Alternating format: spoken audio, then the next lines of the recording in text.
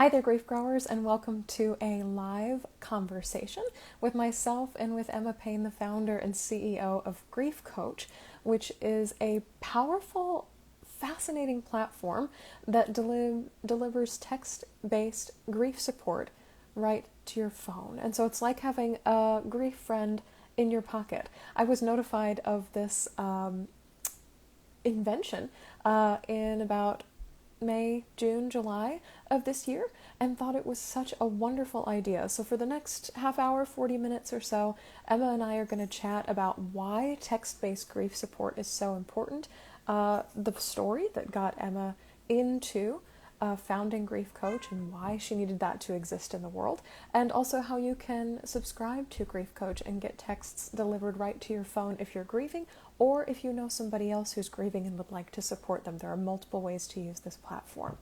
And I see Emma coming on right now, so let's go live with her.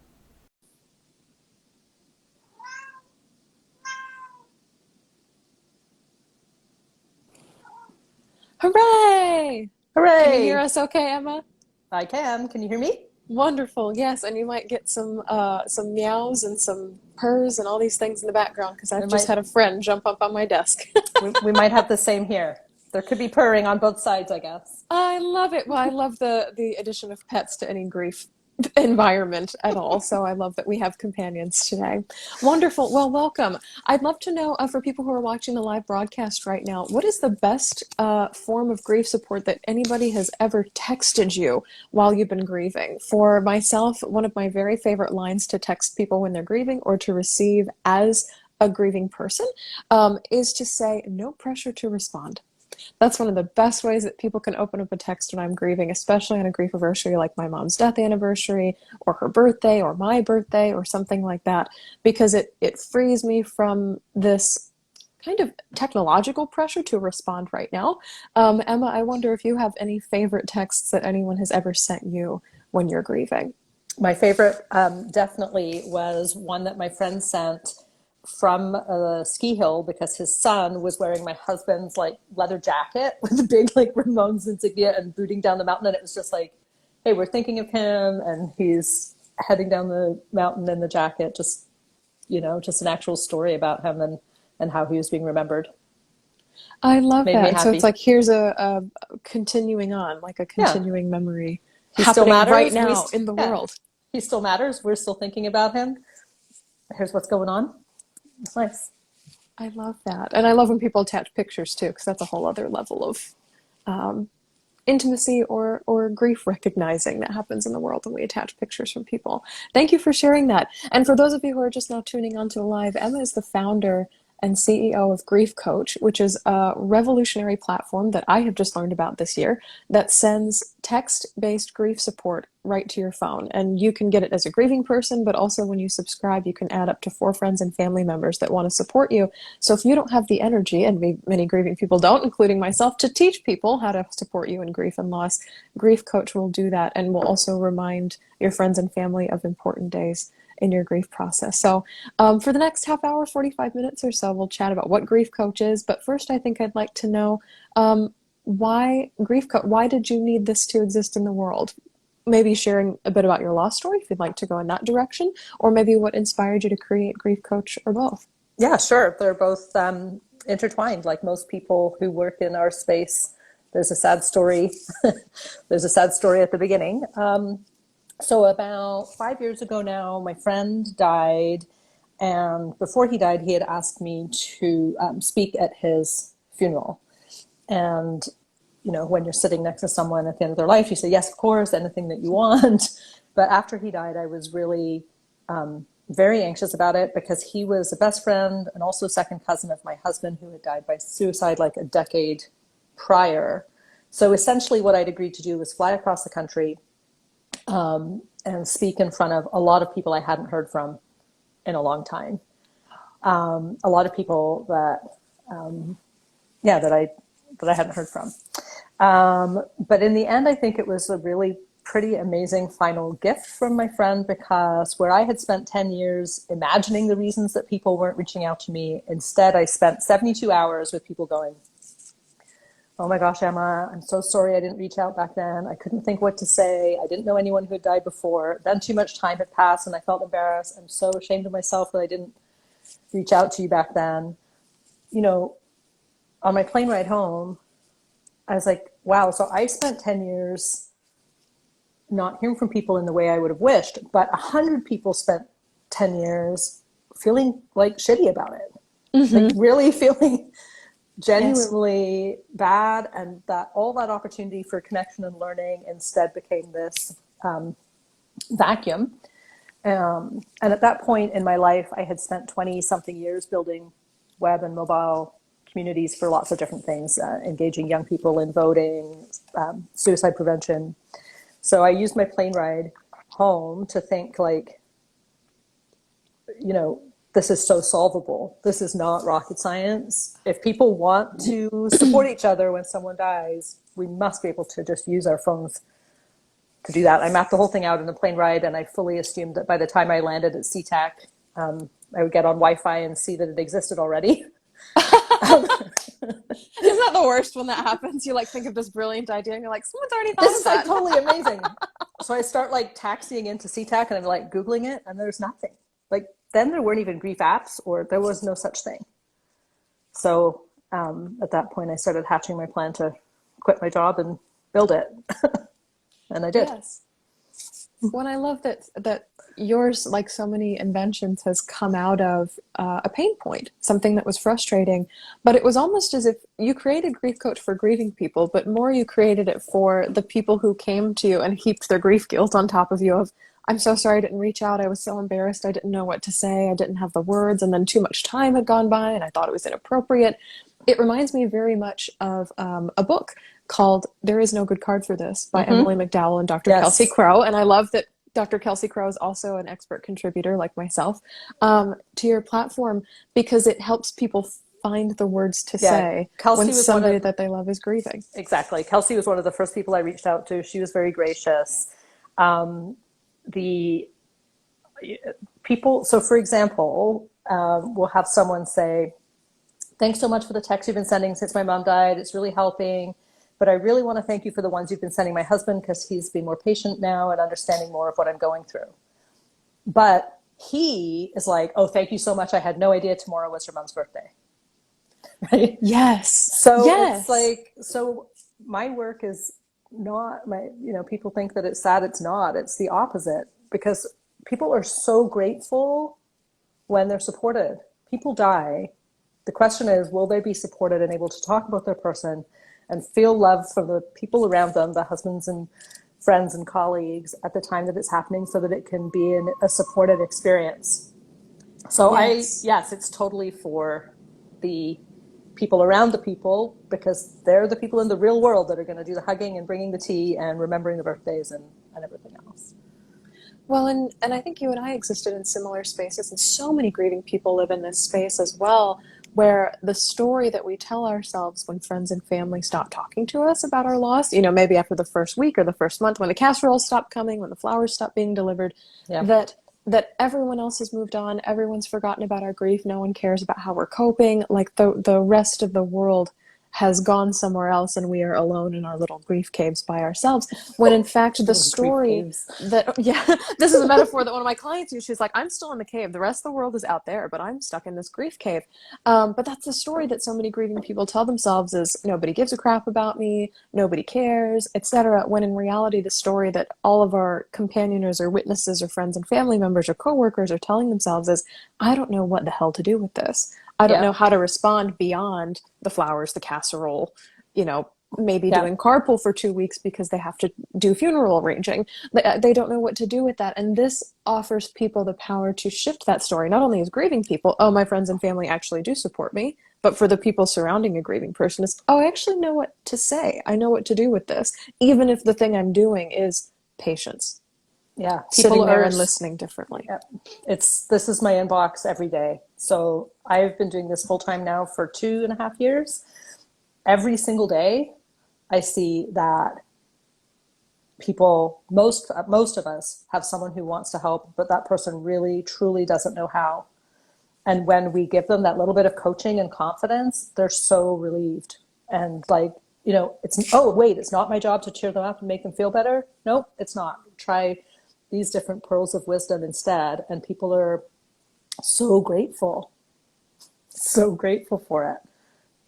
It's really cool. Like one of our first, early on, we had a subscriber. I tell this story a lot because it was, we'd just gone live, and it was within the first month or so when I thought, oh, I've built something good. Like, this is cool. So a woman had, her baby was stillborn, first child. Obviously, she's devastated. And I describe her as also being like preoccupied with how alone she felt. So she's trying to go back to work at the bank. Her husband is like drinking too much, won't talk about the baby. Her best friend had flown across the country to help with the baby and got on a plane 2 days later and said, like, I don't know how to be with you when you're like this. Right. So she's grieving her son, but she's feeling totally alone.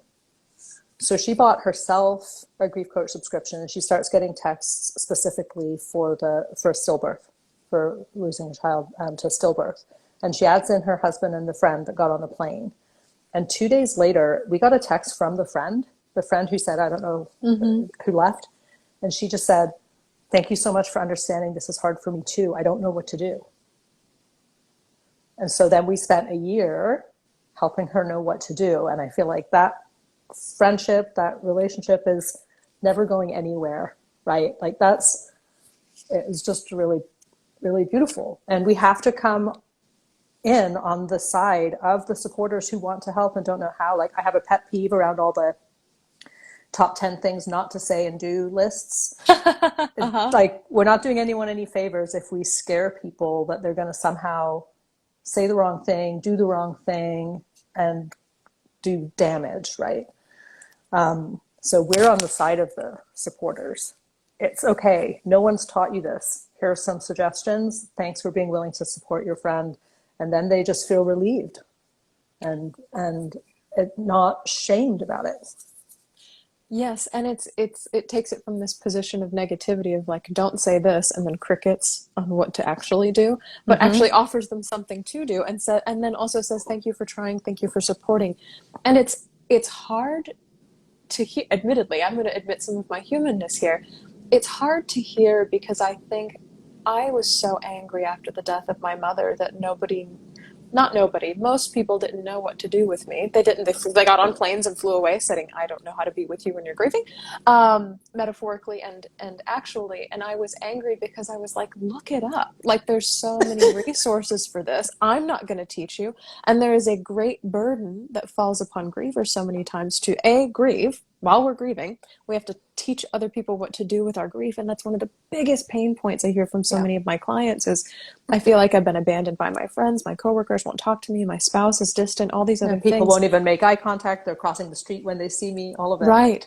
Well, and there's something wonderful that comes from being offered this wisdom by somebody besides the griever. We should, as a society, look to grievers as the ultimate authority on their grief of here's how you can help me. But sometimes hearing from a source called grief coach is like, oh, grief coach, has a lot of ideas, or a grief coach can say it differently maybe than my grieving person can, or they have vocabulary or resources or podcasts or books that they can point me to that might even offer further help or research. And what you're describing in a manner of speaking is a relationship saver. It saves the grieving person from telling the story that nobody cares about them and they've been abandoned in their grief.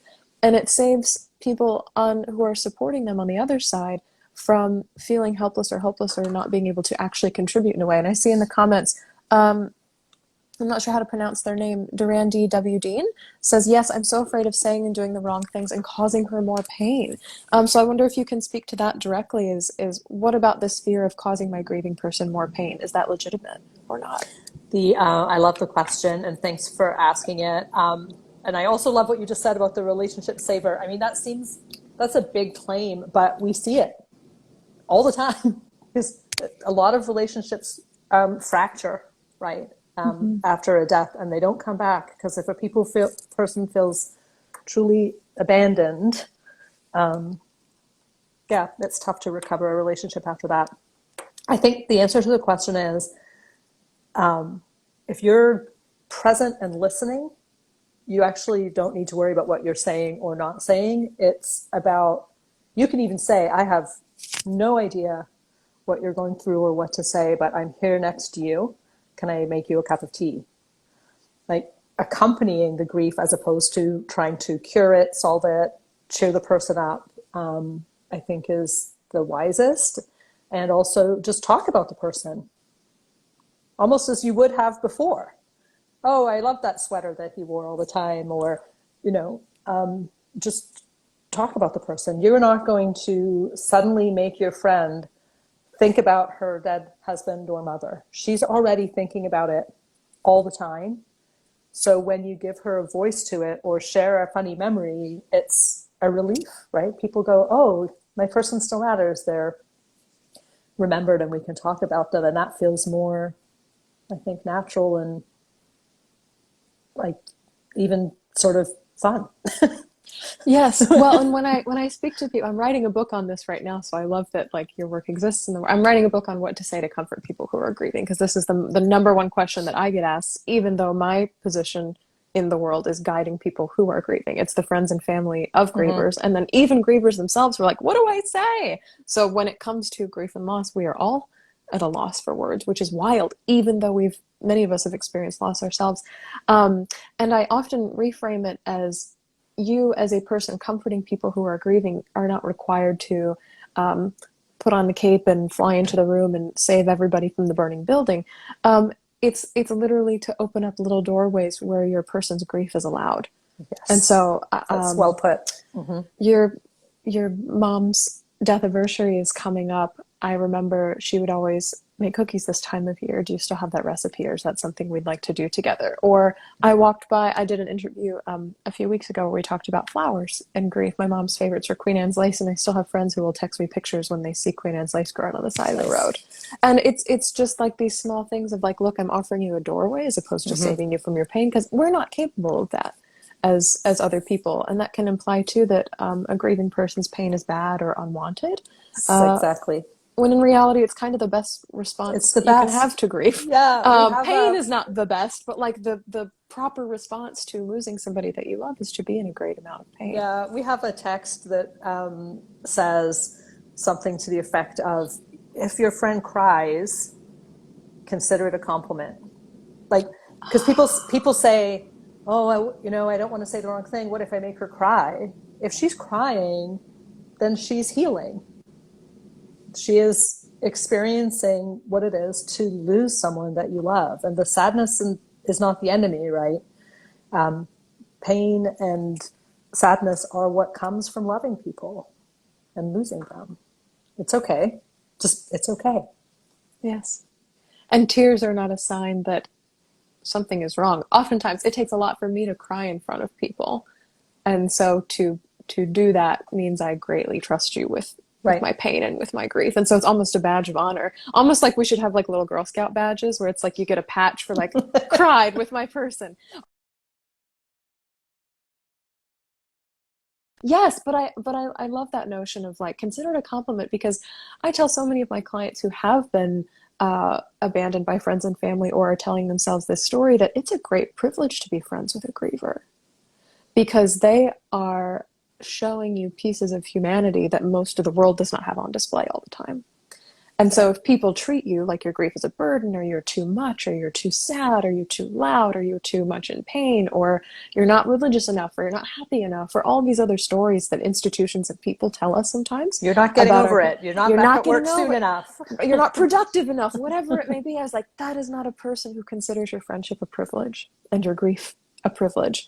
I kind of want to get into like the logistics of how Grief Coach works. So if I were to sign up for a tech subscription today as a grieving person, what would happen after that?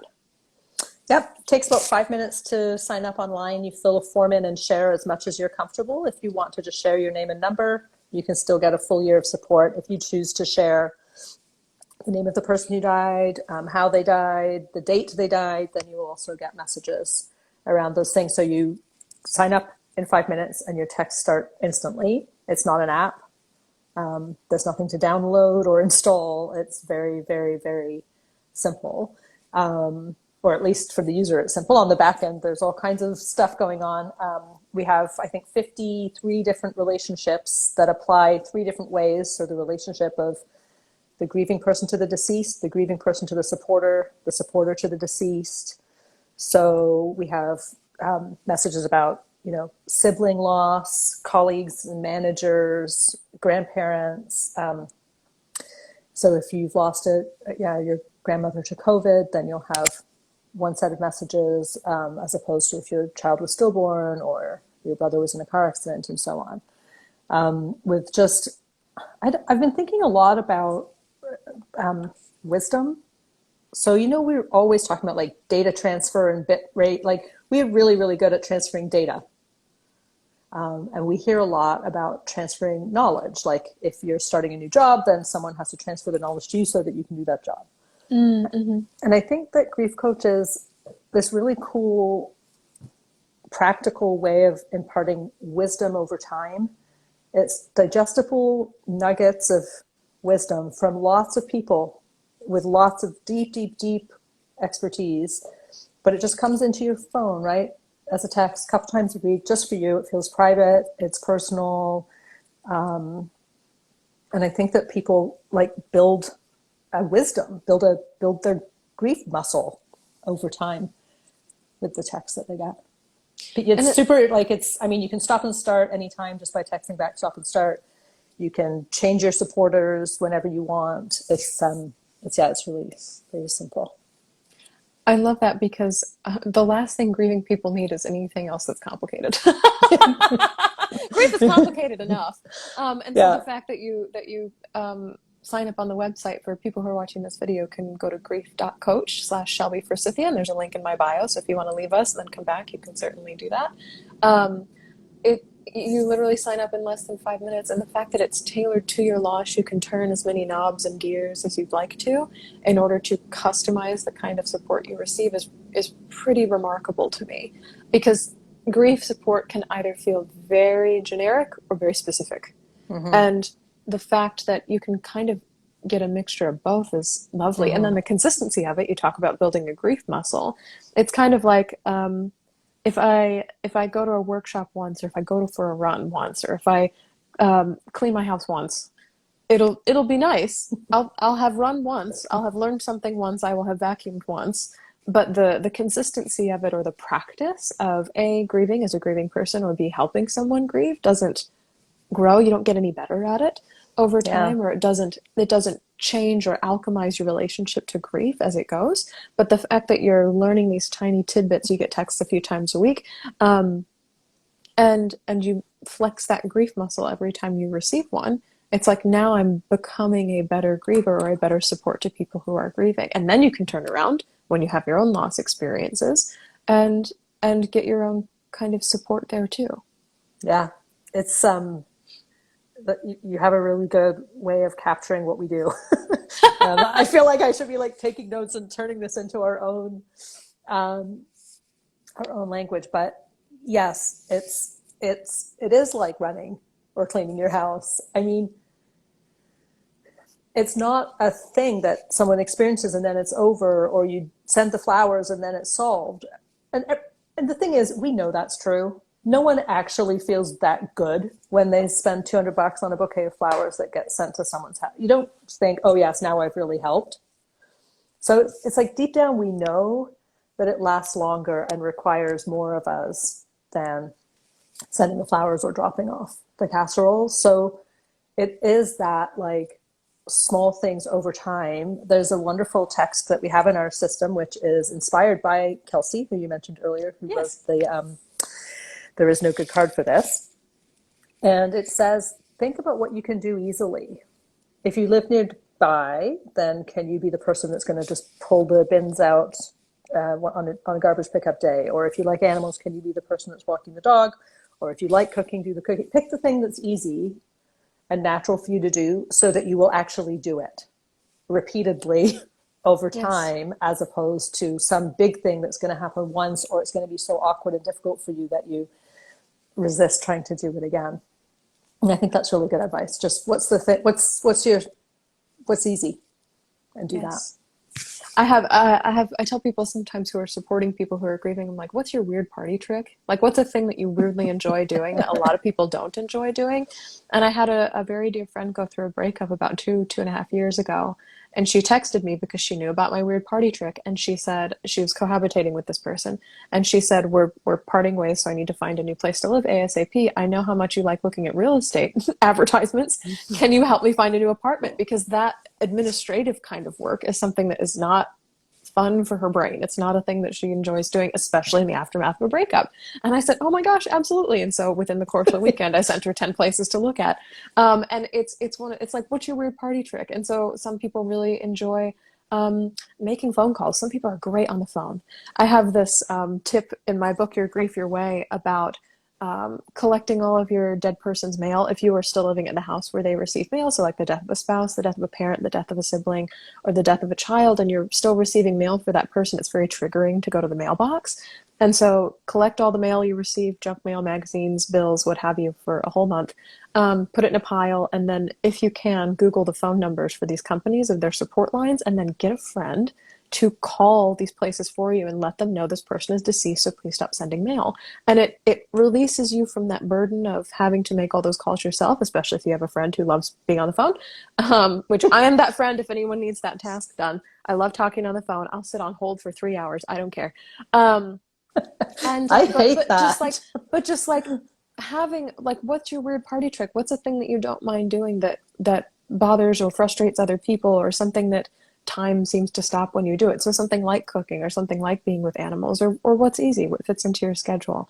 And I also heard from another grief practitioner, Alica Forneret, came on my podcast a few years ago and talked about um, not even asking if you can do something for a grieving person, but offering to do it and asking if it's okay. And so I'm Yes. planning on coming by every Thursday night and rolling your bins down.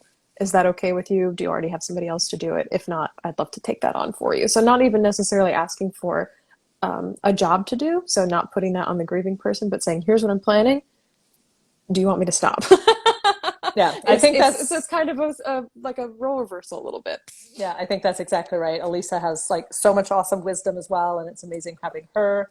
Speaking of wisdom being imparted, we have her wisdom as text going out to people, and people are so grateful to get these just little gems, right? Like, oh, okay, that's a slight adjustment to how I would have offered to take the garbage out, but it's totally cool.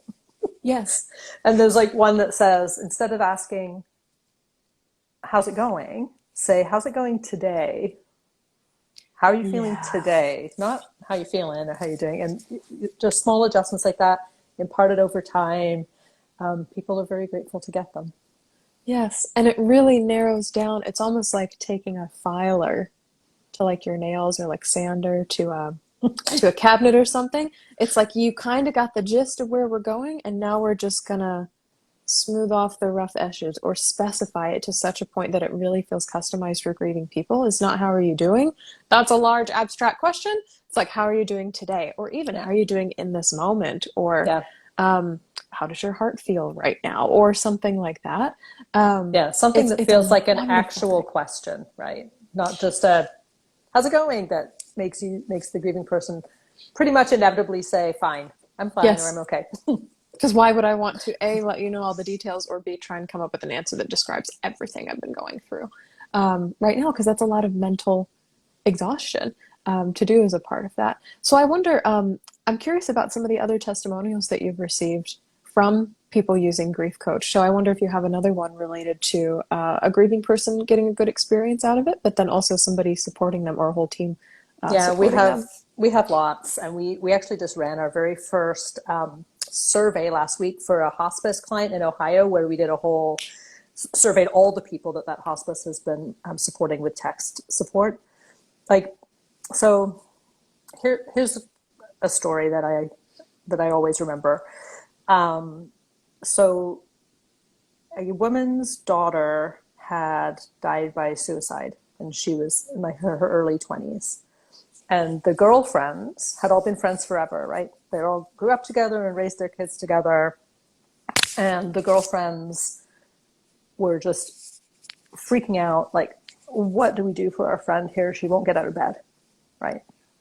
So they bought a grief coach subscription, and they added themselves in, 4 of them. So 4 girlfriends started getting tips and suggestions about how to support their friend whose daughter has died by suicide.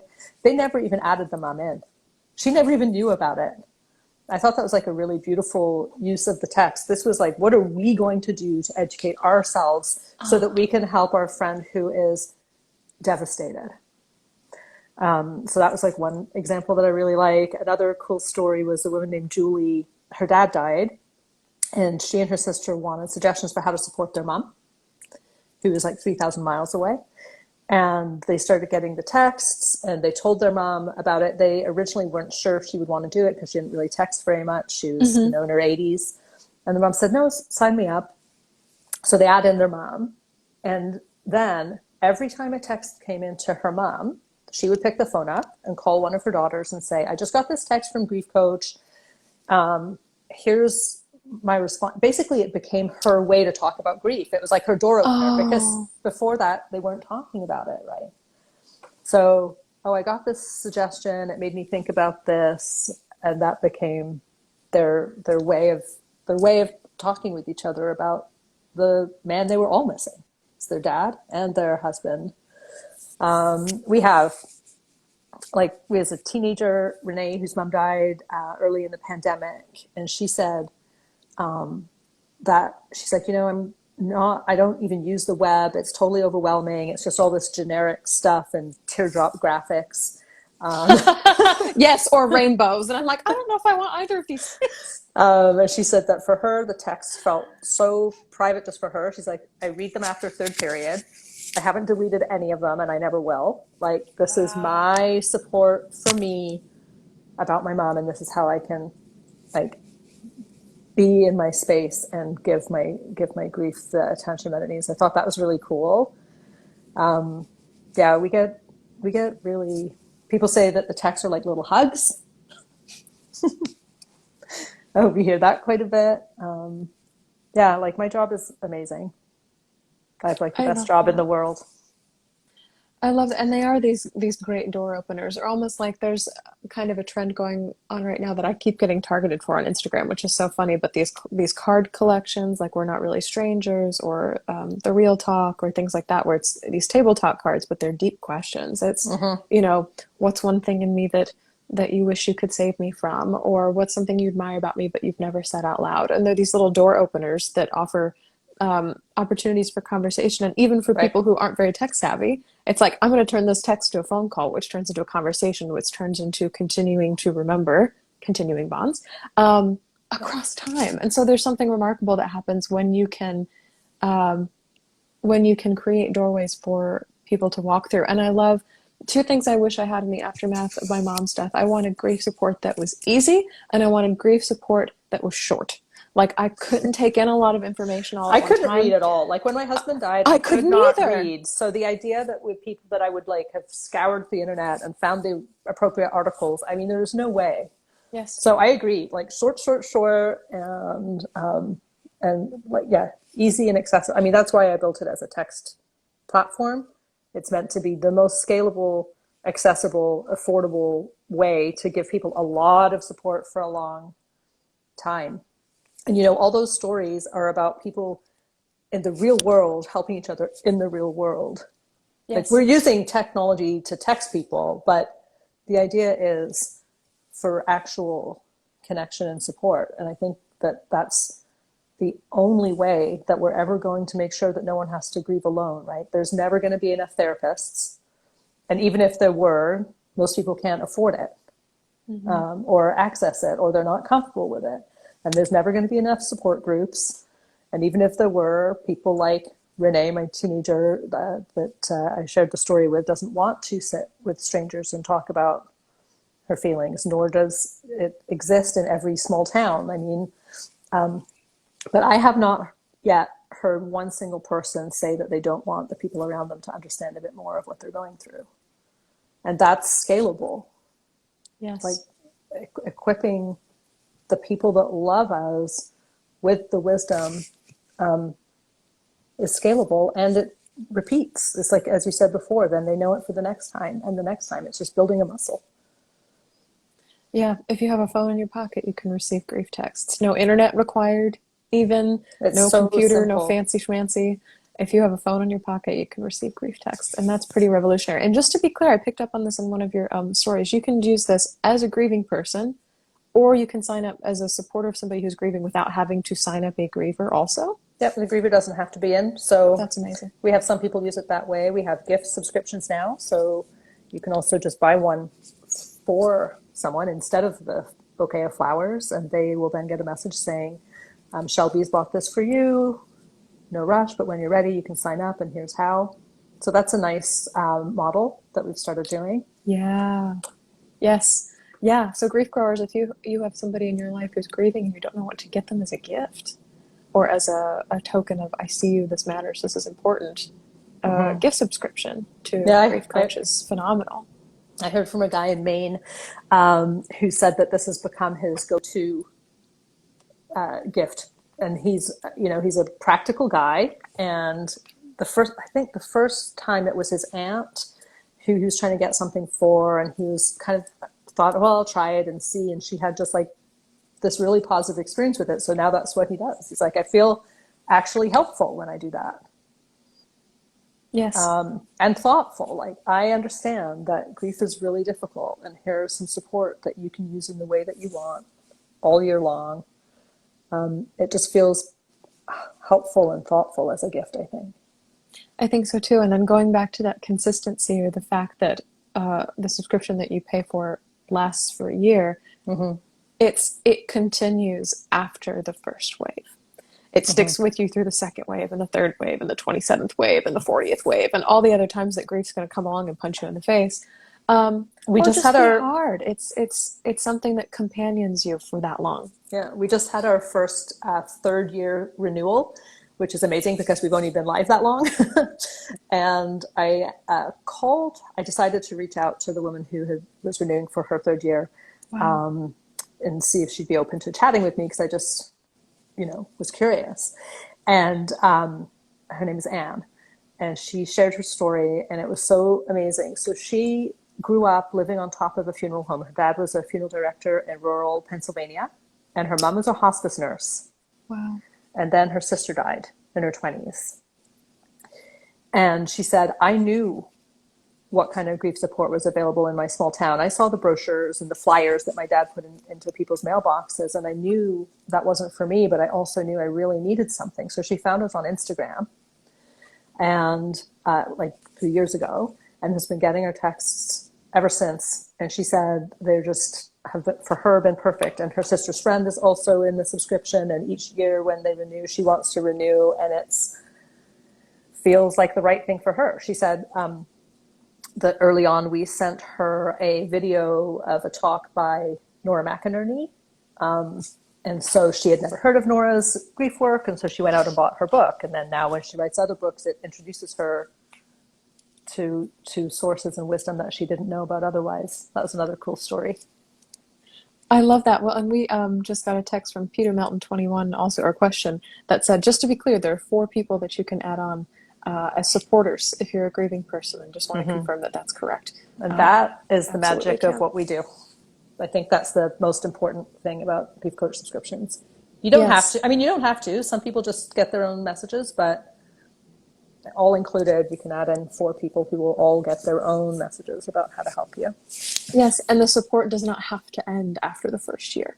Is No. pretty incredible as well. It can go and go and go and go. And yeah, for people who are not necessarily interested in conventional circle of folding chairs and boxes of tissues, grief support, for people who can't read or are exhausted by the thought of a lot of information about grief all at once, or for people who just feel extremely isolated in their pain and want tiny, small, easy, powerful ways to address their grief throughout its existence.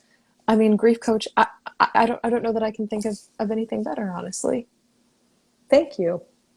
Yeah, I'm really, really, really proud of it. And Yes. it gets more, like we had a team meeting yesterday, and a new contributor signed on, a woman named Vivian Nunez, Yes. she's awesome. She does work around millennial caregiving.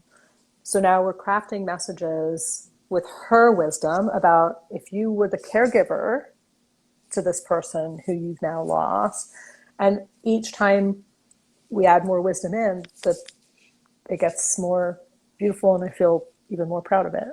It just keeps Yes. getting better. It's really, It like stretches and has more dimensions and more storylines. And I'm sure, especially with this past year and a half with the pandemic, it's like losing someone to COVID specifically.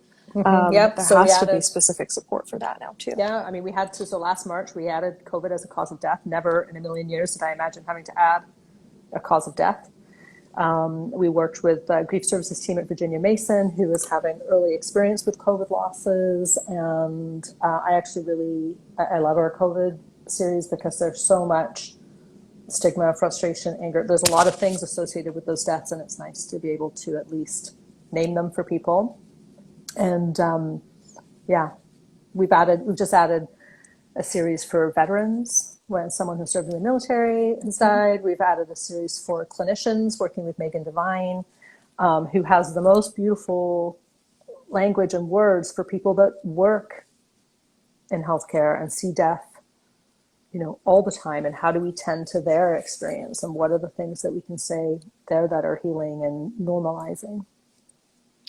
Yes. Yeah, I love that. Well, and I wonder, before we wrap up for our time today, if you could share one of your favorite tidbits of grief wisdom for a griever or for a supporter, what would that be?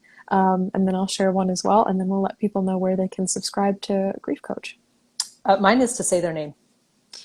Just say their name. Just talk about them. And it might seem awkward the first few times, but it quickly doesn't. You just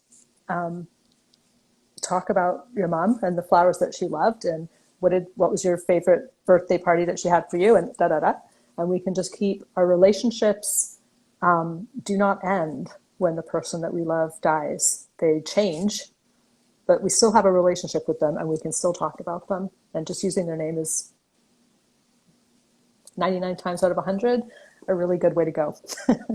Yeah, and I think that's so simple too. It's like if you're the grieving person, keep saying their name. If you're supporting a grieving person, keep saying their name. Like both of those are really possible. I think mine is, I'm going to take us up into the stratosphere a little bit, but mine especially comes from a conversation I had with Janet Rich Ellsbach, who wrote a book called, it's on my shelf, Extra Helping, about cooking food for people who are in seasons of stress or pain or grief or loss.